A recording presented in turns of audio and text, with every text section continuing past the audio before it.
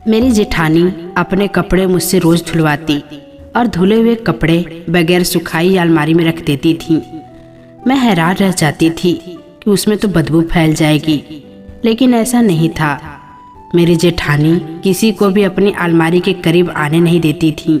एक दिन मैं राज जानने के लिए जैसे ही जेठानी के अलमारी में कपड़े रखने गई तो मेरी आंखें फटी की फटी रह गई, क्योंकि वहाँ तो मेरा नाम राधा है। मेरी शादी को 1 साल होने वाला है। मेरी जेठानी शुरू दिन से ही मेरे साथ बहुत अच्छी थी, लेकिन उनकी अजीब हरकतें मुझे बहुत खटकती थी।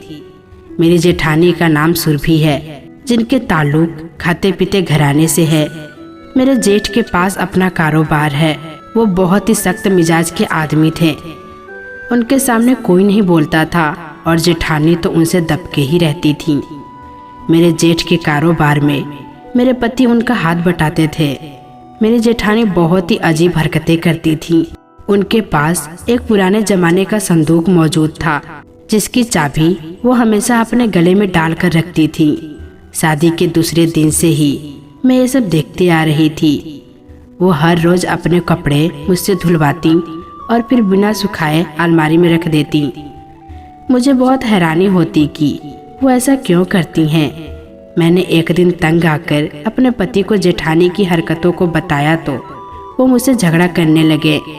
बदलिहाज औरत, क्या फालतू इल्जाम लगा रही हो मेरी भाभी पर। मैं बहुत परेशान हुई कि क्यों उसने मेरी बात का यकीन नहीं किया। जेठानी के रोज कपड़े धुलवाने की आदत से मैं बहुत ही परेशान थी। मैंने जेठानी से बातों बातों में कहा, भाभी आप बहुत थक जाती हो, क्या मैं कपड़े धोने के बाद किचन के काम संभाल लूं? उन्होंने सख्ती से मना कर दिया मुझे, और मैं बहुत परेशान हुई कि मेरी जेठानी ऐसा क्यों करती हैं। मैं जेठानी के कमरे में खाना देने जा रही थी, तब मुझे जेठानी की कुछ अजीब सी आवाज़ सुनाई दी। मैंने खिड़की से झांकने की कोशिश की तो मुझे मेरी जेठानी उस संदूक को बंद करती हुई दिखाई दी। मैं सोच में पड़ गई कि आखिर उस संदूक में ऐसा क्या है जो मेरी जेठानी उसे छुपा कर रखती हैं और चाबी भी इतनी हिफाजत से रखती हैं। आज से 2 दिन पहले की बात है, जब रात में प्यास लगी तो मेरी आँख खुली। मुझे मेरी जेठानी रात के आखिरी पहर किचन में जाती हुई नजर आई। मैं हैरान थी कि जेठानी रात के इस वक्त यहाँ क्या कर रही हैं। मेरी जेठानी ने अपने हाथ में खाने की एक ट्रे थाम रखी थी। मैं बहुत हैरानगी से उनको देख रही थी। इतना खाना वो कहाँ लेकर जा रही थी। मैंने उनसे पूछा, भाभी यह खाना आप कहाँ ले जा रही हैं? तो बोली, मुझे बहुत भूख लगी थी, इसीलिए। मैं हैरानी से उनको जाते देखती रही, क्योंकि रात का खाना मेरी जेठानी हम सबके साथ खा चुकी थी। जेठानी सीधे अपने कमरे की तरफ चली गई। मैं कमरे में आकर सोचने लगी कि यह क्या माजरा है। मेरी जेठानी यह सब हरकतें क्यों करती हैं। मुझे कुछ समझ नहीं आ रहा था कि मैं क्या करूं। मैंने सुबह अपना सारा काम किया और जेठानी के कपड़े धोए। आज भी मैंने हिम्मत करके उनसे पूछा कि भाभी आप अपने सारे कपड़े गीले अलमारी में क्यों रखती हैं? उसमें तो बदबू ही आ जाती होगी। आपके कपड़े ऐसे ही रहते हैं? तो मेरी जेठानी मेरी बात पर मुस्कुराते हुए बोली, मुझे खारिश रहती है जिसमें सूखे कपड़े काटते हैं, इसीलिए मैं गीले कपड़े पहनकर सोती हूँ तो ही सुकून आता है। ये बीमारी मुझे शादी से पहले से ही है। उनकी बात पर मुझे अब भी यकीन नहीं हुआ, क्योंकि जो मैं अपनी आंखों से देख चुकी थी वो मामूली बात तो बिल्कुल नहीं थी, जिसे कि नज़रअंदाज किया जा सकता था। मैंने उनकी बात पर सर हिला दिया और अपने काम में लग गई। जेठानी ने रोज की तरह अपने गीले कपड़े उठाए और अपने कमरे की तरफ बढ़ गई। मैं भी उनके पीछे जाने लगी थी कि मेरे पति अमित घर में दाखिल हुए। अमित मिजाज के बहुत ही गुस्से वाले थे। मैं तो बिल्कुल बेफिक्री थी, बस कमी थी तो एक औलाद की। अमित ने मुझे अपनी खाते वाली किताब का पूछा और कमरे में चले गए। मैंने जेठानी के कमरे में जाने का इरादा बना लिया था, लेकिन मैं अमित के पीछे ही चली आई कि कहीं उनको कोई मेरी ज़रूरत न पड़ जाए। खाता ढूंढने के कुछ देर बाद तक अमित जा चुके थे। मैं भी बाहर आई, जहाँ मेरी जेठानी पड़ोसन को कुछ बता रही थी। जिनकी बहू प्रेग्नेंट थी। जेठानी ने मुझे आते देखा तो अपने पास बुलाया। मैंने उनको नमस्ते किया और चाय बनाने के बहाने उठ गई। उनकी नज़रें मुझे खुद का पीछा करती हुई महसूस हुई। मैंने किचन में खड़े खड़े कुछ आवाज़ सुनी जो हमारी पड़ोसन की थी। वो जेठानी को मुझे किसी डॉक्टर को चेकअप करवाने को बोल रही थी। मुझे उनकी बातों से अपने अंदर खालीपन महसूस हुआ। रात का वक्त था, सब अपने कमरों में सोने जा चुके थे। अचानक मुझे बादल गरजने की आवाज़ सुनाई दी और मैं डर कर उठ गई। मुझे याद आया कि मैंने छत पर कपड़े सुखाए थे, बारिश में गीले हो जाएंगे। मैं जल्दी से पहनकर बाहर भागी, पर जैसे ही मैं छत पर पहुंची तो मेरी आंखें बाहर निकल आई थी। छत पर मेरी जेठानी खड़ी थी, वो भी शायद किसी काम से आई थी। उन्होंने वही सूट पहन रखा था जो मैंने धोया हुआ था। जेठानी ने आहट पर पीछे मुड़कर देखा तो घबरा गई और बोलने लगी कि मैं भी कपड़े उतारने ही आई थी। मुझे फिक्र थी कि तुम्हारे कपड़े गीले ना हो जाएं। बोलते हुए उनकी आवाज़ लड़खड़ा रही थी, जैसे कि वो झूठ बोल रही हों। मैंने उन्हें कुछ नहीं कहा और कपड़े उतारने लगी। वो भी मेरे साथ ही नीचे चली आईं। दिमाग में उलझन का जाल था कि ख़त्म ही नहीं हो रहा था। रोज़ जेठानी की अजीब हरकतों ने मुझे अलग ही उलझन में डाल दिया था। मैं अपनी सोच में इस कदर परेशान थी कि मुझे पता ही नहीं चला कि कब मेरी आँख लग गई। अगली सुबह मैं जेठानी के कपड़े धो रही थी तो मुझे उनके कपड़े से वही चाबी मिली जो वो हर वक्त अपने गले में डालकर रखती थी। मैं बहुत खुश हुई कि आज तो जेठानी का राज पता चली जाएगा। किसी भी हाल में मैंने अपने हाथ साफ किया और जल्दी जल्दी जेठानी के कमरे की तरफ बढ़ने लगी। जैसे ही मैं जेठानी के कमरे में पहुंची तो देखा कि वो अलमारी में मुंह दिए कुछ कर रही थी। मुझे हैरानी हुई कि जेठानी ने कदमों की आवाज़ पर झट से अलमारी बंद कर दी और मेरी तरफ देखने लगी। मैंने देखा कि उनका चेहरा बिल्कुल पीला पड़ चुका था, जैसे उनकी कोई चोरी पकड़ी गई हो। जेठानी मुझे पूछने लगी, क्या करने आई हो यहाँ? मैंने कहा कि वो आपकी चाबी मुझे कपड़े धोते हुए मिली है। जेठानी की आंखें चाबी देखते ही चमक उठी। उन्होंने फौरन से मेरे हाथ से चाबी खींची और बोली, शुक्रिया। मैं सुबह से इस चाबी को ढूंढने में लगी हुई थी।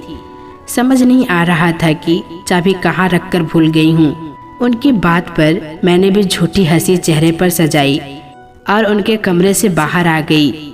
मेरा गुस्सा दिन ब दिन बढ़ता जा रहा था।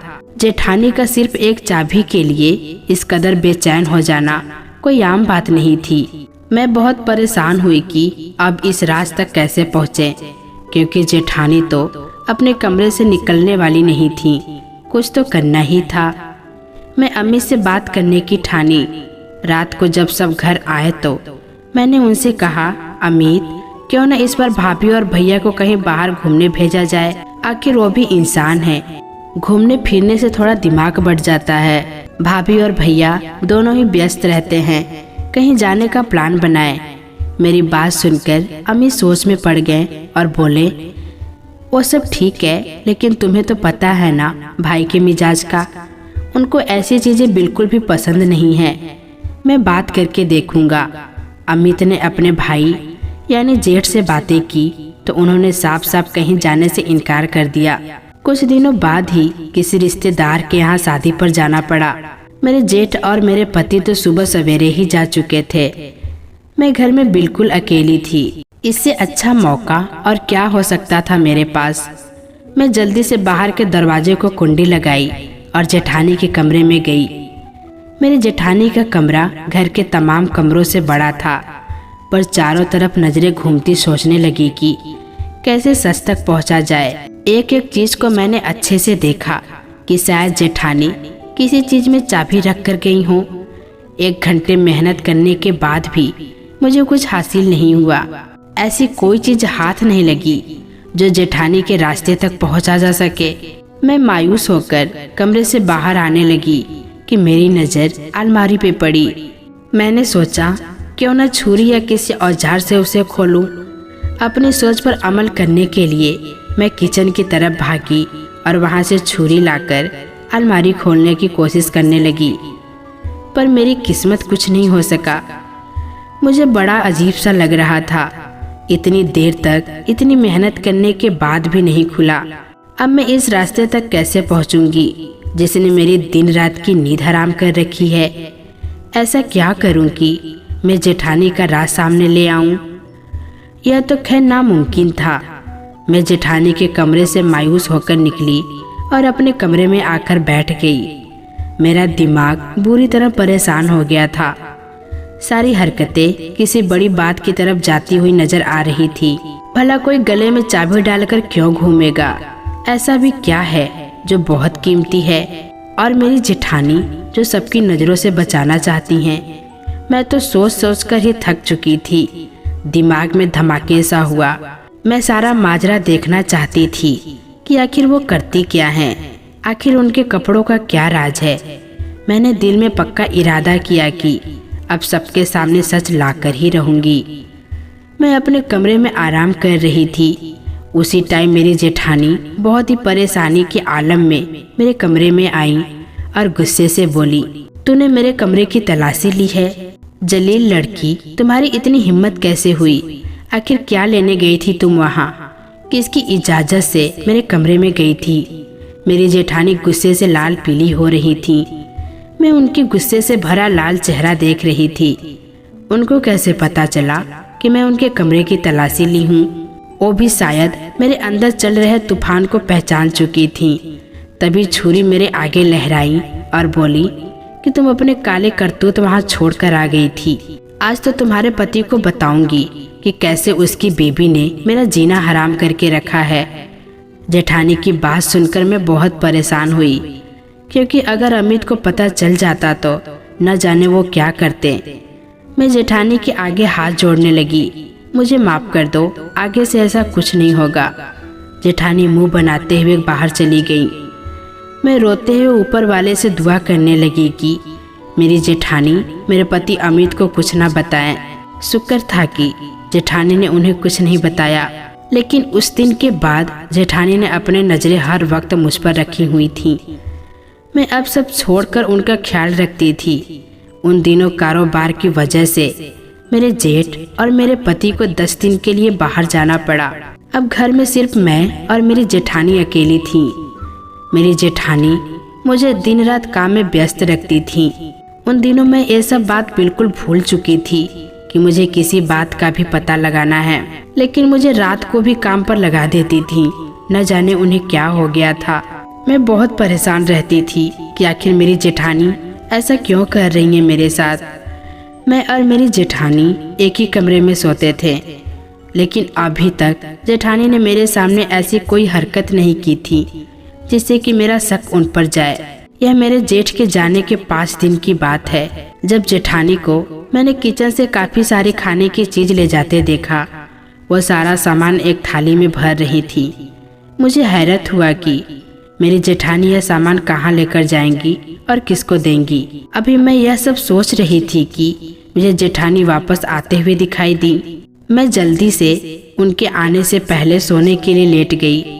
जेठानी ने कमरे में आकर वो थैला बेड के नीचे रखा और अपने बिस्तर पर जाकर लेट गई। मुझे बहुत हैरानी हुई कि यह क्या हो रहा है। बेड के नीचे थैला रखने का क्या इरादा था? मेरी तो सांसें रुकने लगी थी। इनके उल्टी सीधी हरकतों से अब मुझे बेचैनी महसूस होती थी। वो जो करती थी आम बातें तो नहीं थी जिन्हें नज़रअंदाज किया जा सके। मैं दिल ही दिल में सोच रही थी कि बस जल्दी से यह सब सामने आ जाए कि अब जेठानी क्या करेंगी। लेकिन वो अपने बेड पर बहुत ही गहरी नींद में सो चुकी थी। मेरी नींद आंखों से कोसों दूर थी। जेठानी ने मुझे मजबूर कर दिया था अपनी हरकतों से कि मैं अब हकीकत तक पहुंचूं। मेरी सारी रात आंखों में कटी और सोचती रही कि इस सब से निकलने का हल क्या है। आज जेठानी की कुछ सहेलियां घर आ रही थी। जेठानी ने मुझे बहुत सारा खाना बनाने को बोला। मैंने खाना तैयार करके उनको बताया। तब तक उनकी सहेलियां भी आ चुकी थीं। वो सब भी अच्छे खाते पीते घरों से थीं। जेठानी ने उनसे मेरा परिचय करवाया। सब बहुत अच्छी थीं। उनमें से एक जेठानी के ऊपर तेज तरीके से बरस रही थी। वो शायद जेठानी को काफी दिनों से जानती थी और जेठानी के काफी करीब थी, जो वो चुपचाप बर्दाश्त कर रही थी। खाने का दौर चला तो उन्होंने मुझे अपने कमरे में से मिठाई लाने को कहा और बोली कि वो मिठाई स्पेशल मेरी सहेलियों के लिए है। मैं उनके कमरे में आई और मिठाई वहाँ से लेकर जाने लगी। अचानक मेरा पैर मुड़ा और मिठाई नीचे जाकर गिर पड़ा। अभी मैं दर्द से संभली भी नहीं थी कि सामने पड़ी चीज को देखकर मेरी आंखें फटी की फटी रह गई। वहाँ वही चाबी थी जो मुझे जेठानी के रास्ते तक पहुँचा सकती थी। मैंने झुकने के अंदाज में वो चाबी ले ली और उसे अपने पल्लू के नीचे छुपा लिया। फिर सारा मिठाई समेटकर बाहर चली आई, जहाँ मेरी जेठानी और उनकी सहेलियां मेरा इंतजार कर रही थीं। मैंने मिठाई उन लोगों को दिया और खुद सर दर्द के बहाने से अपने कमरे में आ गई। मुझे बेहद खुशी थी कि आज रात जेठानी के सोने के बाद मैं इस राज तक पहुंच जाऊंगी जो मेरी जेठानी हम सबसे इतने सालों से छुपाती आ रही हैं। आखिर कौन सी वजह है जो उनको यह करने पर मजबूर करती है। मैं अपने ख्यालों में घूम रही थी, तभी जेठानी की आवाज़ सुनाई दी। वो शायद चाय बनाने के लिए बोल रही थी। मैंने गहरी सांस भरी और किचन में आ गई। मैंने चाय का पानी चूल्हे पर रखा और चीनी पत्ती डालने लगी, पर अचानक ही पत्ती की खुशबू से मुझे चक्कर आने लगे। जेठानी जो किचन से कुछ लेने आ रही थी, मुझे देखकर फौरन मेरी तरफ बढ़ गई और मुझे गिरने से बचाया। उन्होंने जल्दी से मुझे लिटाया और डॉक्टर को बुलवाया। जो खबर डॉक्टर ने सुनाई उसे सुनकर मेरी सारी परेशानी दूर हो गई। दिल में जैसे खुशियों की लहर दौड़ गई। मैंने ऊपर वालों का शुक्रिया अदा किया जिसने मेरी जिंदगी का सबसे बड़ा दुख सुख में बदल दिया था। जेठानी तो खुशी के मारे फूले नहीं समा रही थी। जेठानी ने मेरा बहुत ख्याल रखना शुरू कर दिया। आखिर वो भी तो ताई बनने जा रही थी। मैं जब प्रेग्नेंट हुई तो एक दिन मेरी जेठानी मेरे पास एक अजीब सा कपड़ा लेकर आ गई जो काफ़ी गीला था। मुझे उसे देखते ही बहुत अजीब सा महसूस हो रहा था। उन्होंने मुझे वो कपड़ा दिया और पहनने को कहा। मैं हैरान हुई कि वो यह कपड़ा मुझे क्यों दे रही हैं। जेठानी की बात पर मैंने इनकार कर दिया कि मैं यह नहीं पहनूंगी। तो वो बोली, जब मैं प्रेग्नेंट हुई थी तब मैंने भी यही पहनी थी क्योंकि तुम्हारे जेठ जी को बेटा चाहिए था और यही इस घर की रिवायत है। चाहे कुछ भी हो जाए, पहली औलाद बेटा ही हो। तुम्हारे जेठ ने सख्ती से कहा है कि उन्हें पहला बेटा उन्हें खानदान का नाम चलाने वाला चाहिए, वरना अपने घर बैठे रहना। जेठानी की बात सुनकर मुझे बहुत धक्का सा लगा कि मेरे जेठ आखिर इतनी बड़ी बातें कैसे कर सकते हैं। मैं रोने लगी तो जेठानी ने मुझे चुप करवाया और कपड़े पहनने की रिक्वेस्ट करी और वो वहाँ से चली गई। मैं अजीब नज़रों से पास पड़े कपड़ों को देखने लगी जो काफ़ी बुरी हालत में थी। मैंने सोच लिया था कि मैं किसी कीमत पर भी यह कपड़ा नहीं पहनूंगी। मैं जेठानी के कमरे की बजाय अपने कमरे में थी। मुझे कुछ खटकने की आवाज़ सुनाई दी। मैं डर गई कि मेरे और जेठानी के अलावा और कौन हो सकता है इस वक्त। मैं हिम्मत करके उठी और बाहर की तरफ कदम बढ़ाया। आज फिर रोज की तरह जेठानी खाना लेकर अपने कमरे में जा रही थी। मुझे समझ नहीं आया कि मैं क्या करूं। मैं भी कदम उठाती उनके पीछे चली आई। मेरी जेठानी अपने कमरे में आई और खाना टेबल पर रखा। एक नज़र इधर उधर देखा और बेड के नीचे रख दिया और संदूक को निकाला और उसे खोलने लगी। जैसे उन्होंने वो संदूक खोला, मेरे पांव तले जमीन ही निकल गई। उस संदूक में मौजूद चीजों को देखकर मैं हैरान हो गई। पूरे संदूक में तरह तरह के खिलौने और कपड़े पड़े हुए थे।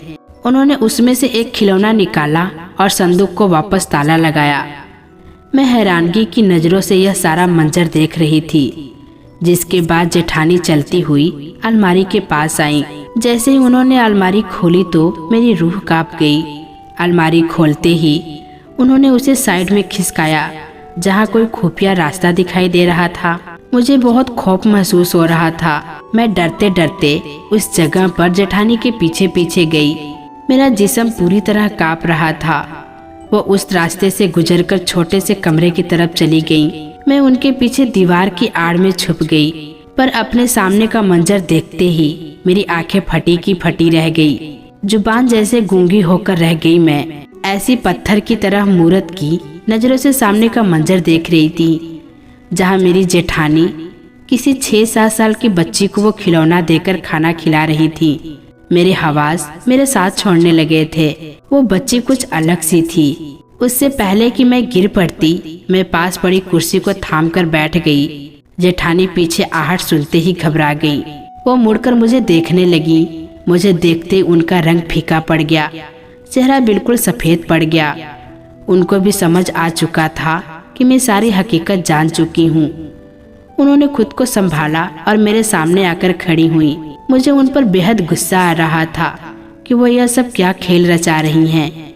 मैंने उनसे सवाल किया, कौन है ये बच्ची और इस तरह इसे सबसे छुपा कर क्यों रखा जाता है? अब मुझे सब कुछ सच सच नहीं बताई तो मैं अभी जेठ जी को फोन करके बुला लूंगी।